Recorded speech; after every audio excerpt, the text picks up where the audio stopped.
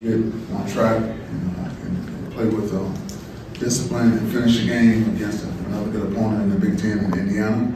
And so our guys had a good practice today, and look forward to many more good practices throughout the course of the week as we continue to prepare. Sorry, Lindsay. Coach, how you doing? If you decide to write a book after this season, maybe an idea, and this was chapter 10, what would the title be? What would this chapter be about right now? Finish. It's about finish now.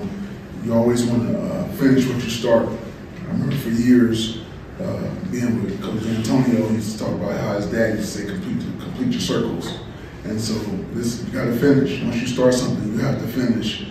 And so that's where we are right now, at the point where we need to finish, no matter regardless of what has happened or what's going to happen in the future. We can control what we can control, and that's finish. Harlon, is there any extra motivation? Obviously, you guys want to win every game and all that, but the way last year when played out with them, when you guys had the lead chance to lock the whole game, and obviously you know what happened. Is that anything? You know, I haven't even looked at it come from that perspective. Again, it's a new year. They have a new team. We have a new team. So I never come from that perspective like that. You know, this is more, let's get better, let's play hard, and let's finish and try to get a win. So no, it hasn't been a motivational thing based on what happened last year. I mean, that was us not finishing, and so we have to finish. I'm worried about Bogle. He's out. Did you expect him back this year, and what did you see with some of those younger defensive ends going against the offensive line of Ohio State? We thought they did well. You know, Jalen Thompson and as well as Zion Williams. Sorry, they did Williams. I think it's right, but they did a really good job, and so going to be really good football players. I mean, that's a lot. How many really was that, 2 or 3? But they're going to be really good football players, and they held their own.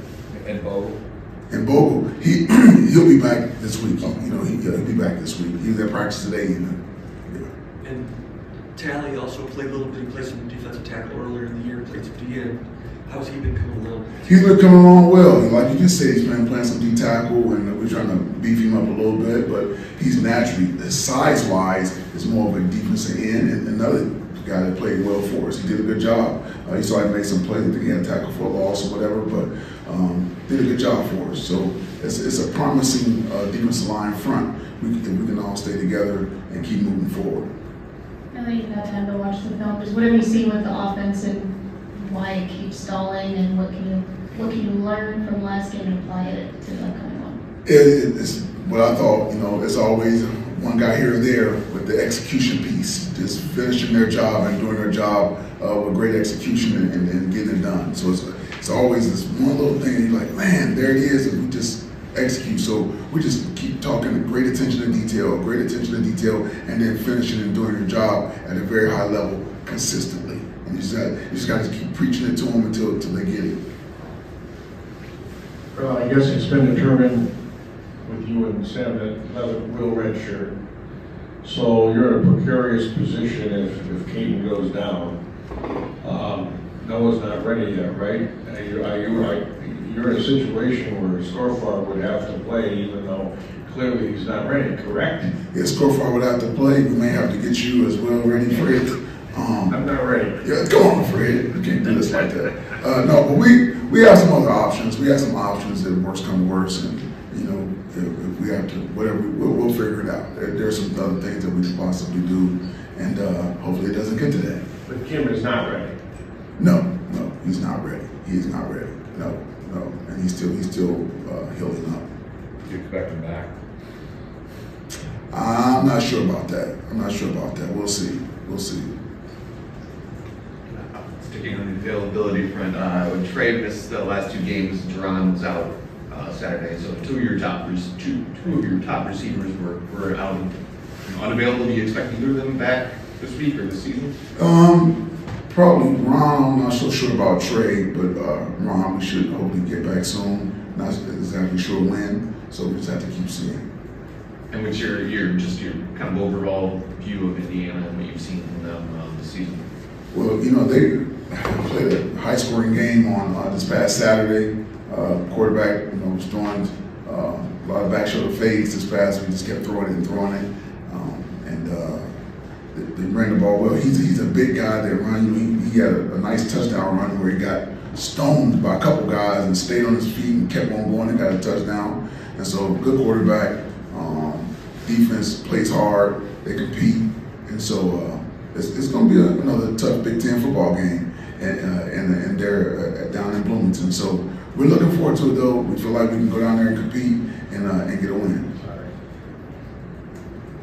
How are you communicating with recruits and prospective recruits that probably have a lot of questions that you can't answer? How difficult is that right now in this situation? Well, that can be tough, but you just let them know that, hey, it's still a great place. Because I am a Spartan, it's probably a little bit easier for me if I'm just being totally honest. Because I want to see us succeed here regardless. And so I can talk in terms of that, how good the place is, the history of it, and all that, regardless of who's here as the next coach or coaching staff.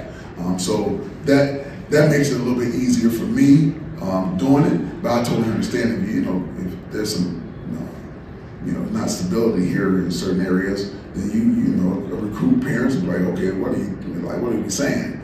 So until we get to that point, you just got to keep selling the university. You're recruiting from Michigan State and not Harlon Barnett. That's correct. That's correct. Even if it was for Harlon Barnett, I mean, it would still always be Michigan State first. And so, exactly right. With Jaron playing, as most we've seen him all season this past week, much of that change, just the dynamic in the backfield where Nate doesn't have to take as much of the burden, and what that does for you guys in the run game. Oh, it helps us out tremendously because Nate doesn't have to carry the whole load, so to speak. And Jaron's a really good back, and he seems like he's getting his feet up underneath him. No pun intended, but he's really hitting a hole. He's quick for a big body guy, and we're fired up that he's playing for us now and getting some time.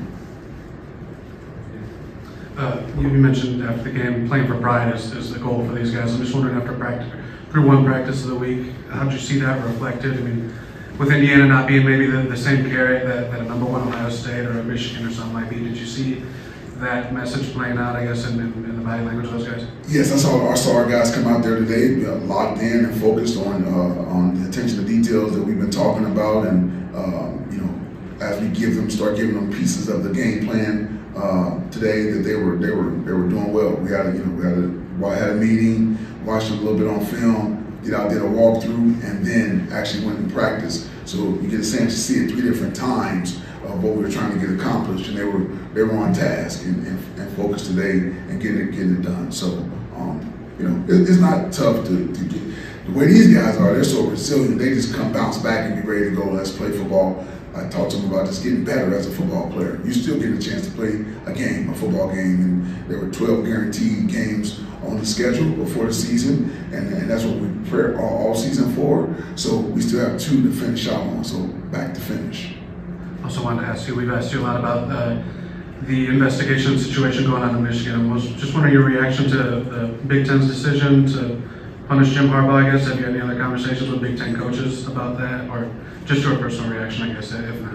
I have not had any other meetings with Big Ten coaches on it. Come on, man. Come on, man. Y'all know what it is. Y'all know what it is. Come on, let's. That's it. We can't read minds. I'm not a mind reader. You're not a mind reader? Yeah, what does that mean? Nothing. I'm sorry that you can't read minds, though. Obviously, you can't go back and change the past, and you never know what's going to happen. But looking back on it now, would you maybe use Sam a little bit differently in the situations to get the most out of him and keep the option to redshirt instead of maybe playing in Maryland late, this and that, just kind of. I got you. Monday morning quarterback. Exactly. I got you. So that's always hindsight, 2020, right? I thought about that actually at one point. Like, did you try to save him for the last 4 games? Who knew this was going to happen? And so we did what we did. We played when he played, and you can't go back and change it. So keep it moving forward. With Tom Allen's team with Indiana, they've given you guys good games over the last 7-8 years, however long it's been there. But what are you seeing with this group, particularly coming off that game they had over the weekend where it goes to overtime? They put up a lot of points and kind of track meet there. You still see what his team is doing since he's been there. What I've noticed, they play hard and they're going to continue to fight. And like most Big Ten teams, but they're going to just keep playing and fight to the very end. And so, again, for example, our game last year with those guys, but like you said, since he's been there, those guys coming to play. I know he really preaches the love thing to them down there, one loving one another, and it shows up on film. That's how they play. And so we're going down there expecting a tough, hard-fought game. Any other questions, Jim? I know you talked about Chance Rucker after the game on Saturday. Now you went back and watched film. Talk about the learning experience he went through being on the field, some of that talent, how he came through on that. Absolutely. So some of the things what he would have to learn from is, just applying that coaching. He's right there on some of the plays. Used the left hand as opposed to the right hand on the one touchdown play. It was a good ball by the quarterback, but Chance gave himself a better chance, no pun intended, if he used the left hand as opposed to his right hand reaching for the ball. And there's some things that Coach Salgado has been coaching the guys up on since he's been here that we didn't quite do, and probably could have got the ball out. But he's continued to learn. He's just think about it, he's a true freshman.